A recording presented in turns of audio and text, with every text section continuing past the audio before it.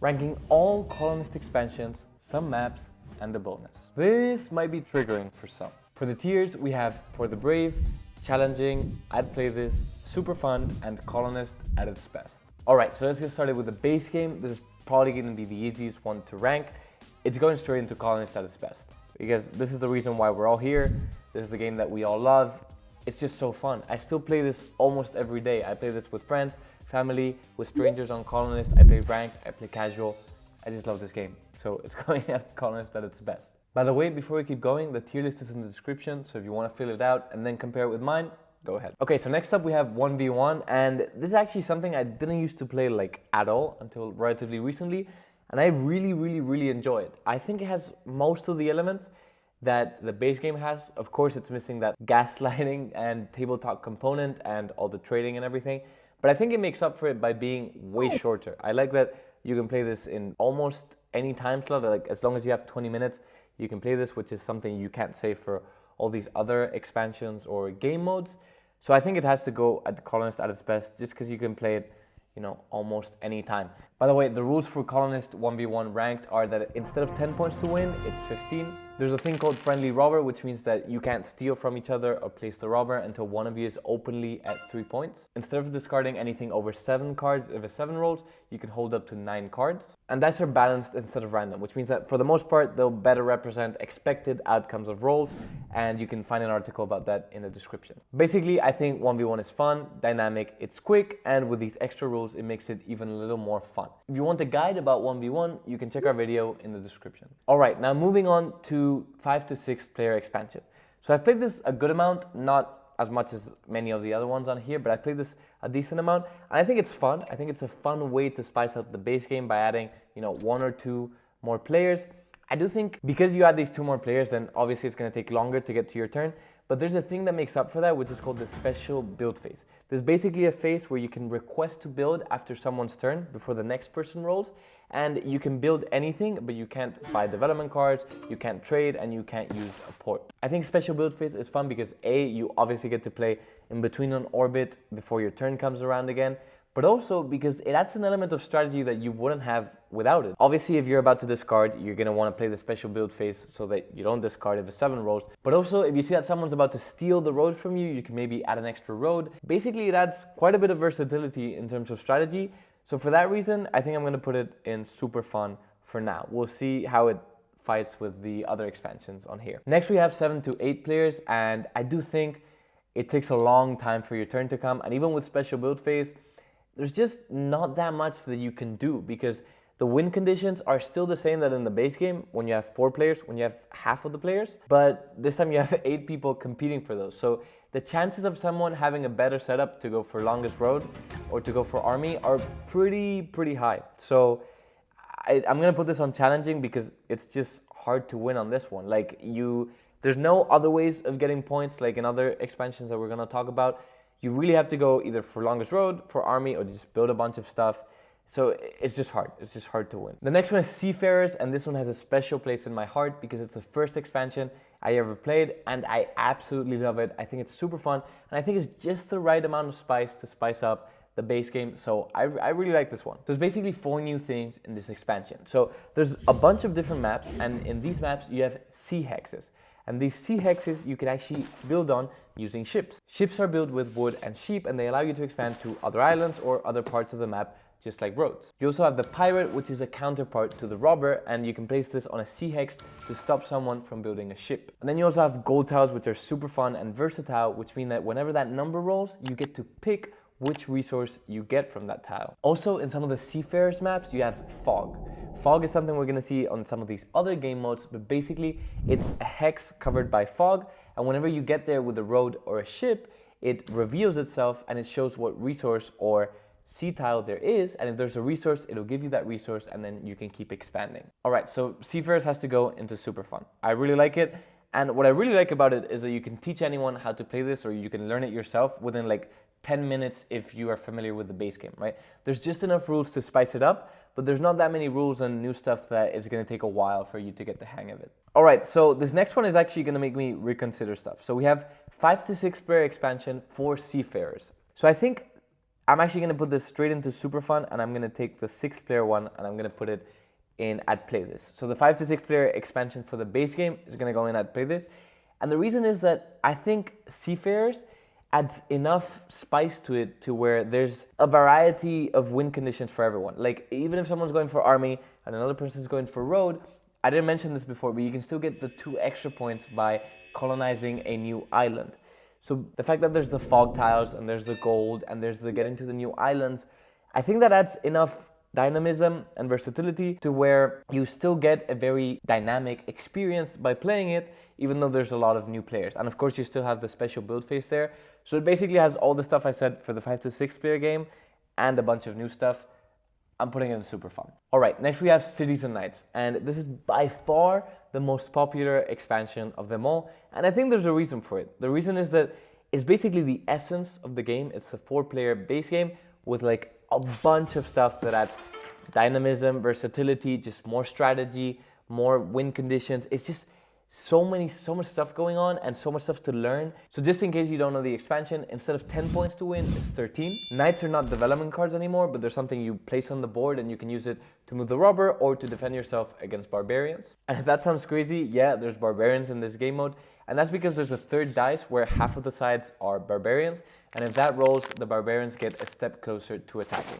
When they do, they attack all the players, and the barbarians win if there's more cities on the boards than knights, and the players win if it's a tie or they have more knights. There are new resources called commodities, and you get those by having cities on sheep, ore, and wood. And those give you cloth, coins, and paper. You can use these to invest in city upgrades, which give you crazy things like aqueduct, which is a thing where you get to pick what resource you get. And there's also things like metropoly that give you 2 extra points. And finally, development cards are now called progress cards, and there's a bunch of them.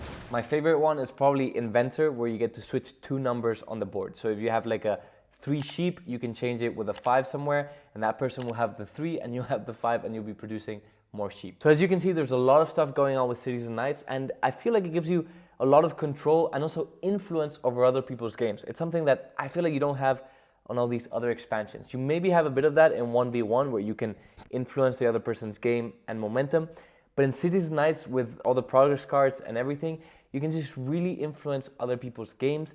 And even if you're far behind, you can make a comeback if you play everything in the right order. And even that is kind of something that's super fun, and you don't get it in the other game modes, which is the fact that you can play stuff in different order, you can save stuff for later, because you can actually play multiple progress cards in one turn, and that's just super fun and gives you a lot of wiggle room to play around with strategy. So I think this has to go in Colonist at its best, and it has to go in front of 1v1. So it can't beat the base game because that's just the classic, but I think it's a little better than 1v1. By the way, we just made a video with perhaps the best CK Cities and Knights player in the world. You should check that out in the description. Next, we have 5 to 6 player expansion for Cities and Knights. And although I said so many nice things about Cities and Knights, and I love it and I think it's a great game mode, I suck at it. So if you put 2 more players there, there's just so much stuff I need to be thinking about that I can't do it. I played a few of these to make this video and I just sucked at it.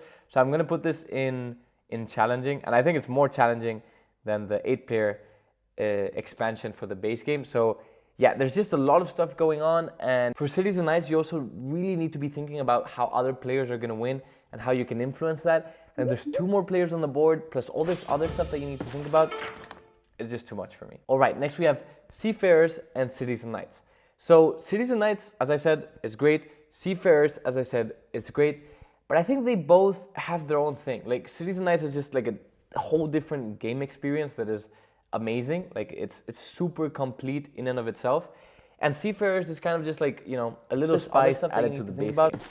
I think when you combine these, like, again, for me, I'm not a great Cities and Knights player, so this is just like a lot going on. I already struggle with when to go for knights and when to go for progress cards and go for city upgrades and all that. There's just a lot of stuff in Cities and Knights that I struggle with.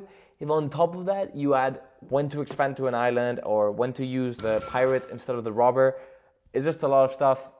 For me, it's just hard. I'm still gonna put this in I'd play this because I still love both expansions separately, and I do think Seafarers doesn't add that much to where it can go from Colonist at its best all the way down to challenging. But yeah, it's still fun. It just adds extra complexity, which for me, as a terrible Cities and Knights player, it's just hard. I think you know what's coming. Next we have Cities and Knights and Seafarers for 5 to 6 players. This is just crazy. Like, there's so much going on.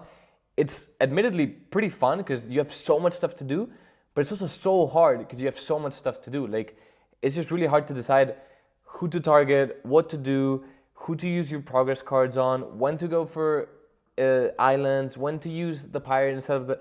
It's just a lot. Like, I'm sure people who are really good at Cities and Knights, I'm sure you guys can play this and you can be amazing in it and have a lot of fun. For me, again, I'm not a great Cities and Knights player. I love both expansions separately. I really like the 5 to 6 player expansion for the base game. For this, it just seems a little too much going on for me. That's why I'm putting it in for the Brave. If you're brave and you have Cities and Knights extremely down, then this is probably something you'll have a lot of fun with. Otherwise, it's probably going to be pretty hard. So that's all for the expansions, but I also picked 3 maps to go over and add on the tier list. And the first one we have is Gold Rush. All right, so all 3 of these maps bring back the idea of the fog, which I mentioned in Seafarers, and that again is fog that covers a hex, and whenever you get there with a ship or a road, it uncovers the hex and it gives you whatever resources there, and then of course you can go ahead and build. So in Gold Rush, you basically have a normal looking map, but the center hexes have fog. So you can go ahead and place in the normal places, and then you can expand and get whatever resources are in the middle. I think it's really fun. I think it adds, a sort of versatility to the game, and it adds a sort of mystery and a sort of discovery sense that is really fun for Colonist. So I'm going to put it in super fun. I don't think it goes above Seafarers, but I think it goes below Seafarers 5 to 6 players. Next we have Volcano, which brings back the fog idea, but also brings back the gold hex idea. Volcano has a gold hex in the center. There's a bunch of ore tiles attached to that gold hex, and then there's a bunch of fog tiles attached to those tiles. And then all of that is separated by desert.